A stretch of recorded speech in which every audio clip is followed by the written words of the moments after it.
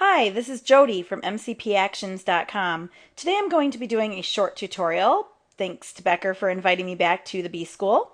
And my tutorial is going to be on making a white dress white.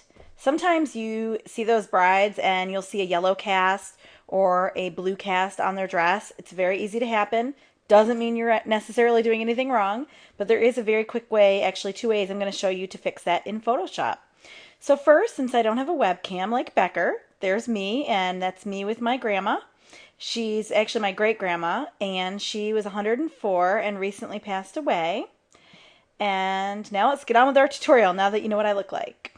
Okay, we're going to be using this photo and it was taken by Mark from trashthedress.com, so go check out his site. He has some wonderful work, and he's a great inspiration to a lot of photographers. So this photograph right here, as you'll see, the colors look beautiful.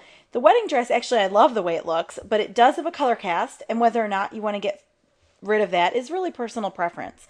But I'm going to give you the tools so that you know how to get rid of it if you want to.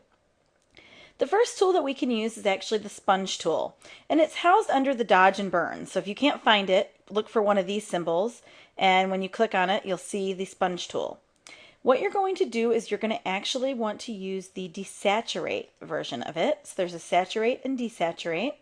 And you'll want to keep your flow probably between 50 and 100%, depending if you're wanting to keep a little bit of the color in or get rid of it completely.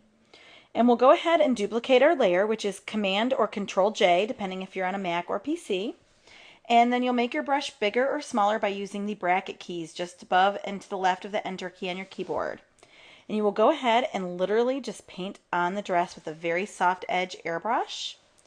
And you'll see as I paint, it just paints away the saturation. And I just want to make sure not to hit the peach bow. I just want to hit the whites of the dress. And you'll see our before and after from using this went from that to this. So we've gotten rid of some of those blue highlights. Now you may decide you like the blue, and that's fine, but this is just how you can deal with those. Another way to do this, and I'm going to actually turn this layer off. I'll leave it there for comparison though, for later. We're going to go ahead now and we're going to find out how do you know what color is in it if you're colorblind or can't really see well.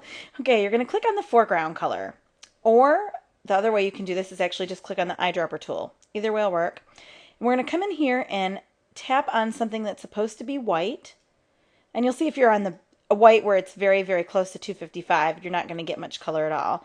But if you click on one of the shadowed areas, you're going to see that it's blue instead of what should be white or gray. If it's gray, that means it's a different shade of white.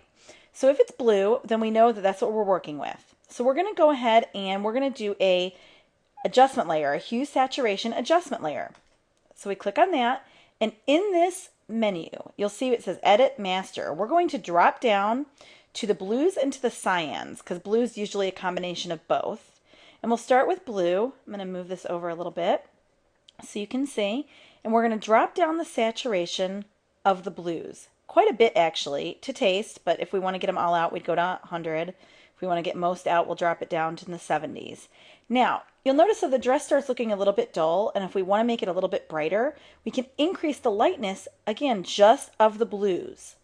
So as we bring this up, it's just picking up on the blues and brightening those. We can also come down here in cyan, and to see where the cast is, you actually increase it. So you'll see there is a lot of cyan in other parts of the photo as well, but also in the dress. So we can come in here and decrease that down a little bit. If it affects other parts of the photo, we can actually mask. If it doesn't, then you can just go ahead and decrease it, or if you like how it looks, decrease it down a little bit. And again, if you want to increase the lightness, you can, but you don't have to. And click OK. So here's our before and after with this. So we can compare. That was one, and that was the other. Similar results, depends kind of what you're going for. This way you can actually brighten things up in the same swipe. You can also, you have a mask to work with, so you could come in here with your paintbrush, and with a soft edge airbrush, you could actually come in here and let back some of the blue on the sign and over here in case any of it came out. That is it for me. Thank you very much. Again, this is Jody from mcpactions.com. If you want to check out my blog for some more tutorials, it's mcpactions.com/blog. Hope to see you there, and thank you again, Becker, for having me on the B School.